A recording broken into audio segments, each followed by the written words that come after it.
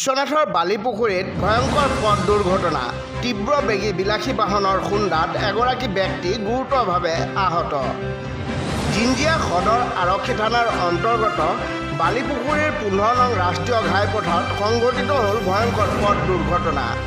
এই দুৰ্ঘটনাৰ ফলত মাজবাগমৰা গাঁৱৰ বুধীন্দ্ৰ ভূঞা নামৰ ব্যক্তিজন ঘৰমুৱা আহি থকা অৱস্থাতে তেজপুৰ দিশৰ পৰা লখিমপুৰ দিশে তীব্ৰ বেগে গৈ থকা সময়ত প্ৰচণ্ড জোৰেৰে খুন্দা মাৰি দিয়াত চাইকেল আৰোহীজন গুৰুতৰভাৱে জখম হয়। স্থানীয় ৰাইজৰ সহায়ত জিঞ্জিয়া আৰক্ষী দল উপস্থিত হৈ স্থানীয় ৰাইজৰ সহযোগত ব্যক্তিজনক বিশ্বনাথ চাৰিআলি অসামৰিক চিকিৎসালয়ত ততাতৈয়াকৈ প্ৰেৰণ কৰাৰ পিছতে চিকিৎসকে চিকিৎসা ব্যৱস্থা অব্যাহত ৰাখে যদিও বাতৰি প্ৰেৰণ কৰা আগমুহূৰ্তলৈকে সংকটজনক অৱস্থাত আছে বুলি জানিবলৈ পোৱা গৈছে লোকজন। ইতিমধ্যে জিঞ্জিয়া আৰক্ষীয়ে বিলাসী বাহন জব্দ কৰি দুৰ্ঘটনা সম্পৰ্কে তদন্ত আৰম্ভ কৰিছে।